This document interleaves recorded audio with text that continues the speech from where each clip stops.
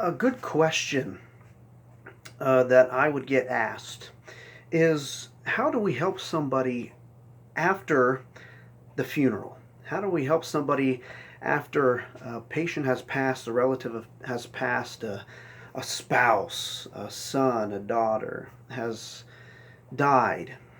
How does a caregiver help somebody after all that's done, after all the family has been called in, after the funeral, and a few weeks past that? What things can we do to help those people?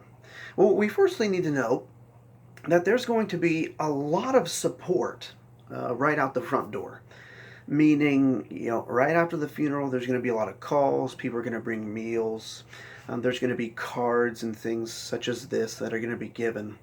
But maybe after a few weeks, maybe a month or two out, those things are no longer happening. All the cards have been received, all the calls have been received, and now the bereaved is left to loneliness.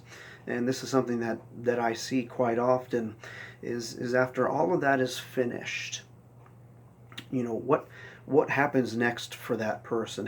How can that person be helped after this? I hear quite often, a couple months after the funeral is I'm lonely. There's nobody here. I'm not really receiving any calls anymore. I don't have any letters to look over. What am I to do? And as a caregiver, I think one of the best things to do is to simply be there for that person, to visit that person, maybe on a regular basis, for you yourself to be the one who calls that person. And certainly this is not always easy, because we come back to the question of, what do I say? And many times you're not going to say anything. But you'll simply need to sit and listen to that person. And it may be every month for the next 6 months, maybe the next month, every month for the next year. But in any of those cases, what those people need that are grieving is a friend,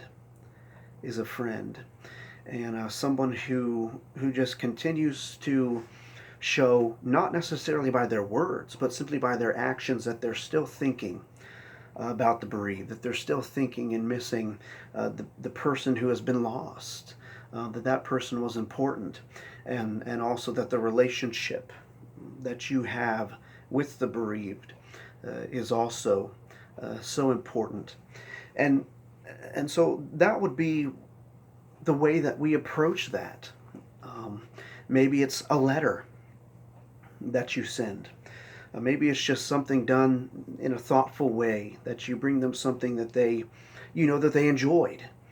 Um, Maybe it's sharing memories. Maybe you go over and you visit with them and you ask to see some pictures. What did the patient look like when he or she was younger? What did you look like together if it was a couple? Could I see your marriage pictures? And just reminiscing, helping that bereaved person reminisce, go back over, remember the wonderful memories that they have. If there's trauma with somebody, if they didn't have a great relationship with the deceased, sometimes this can be much harder. But in any case, it'll still be the same approach as you go as a friend.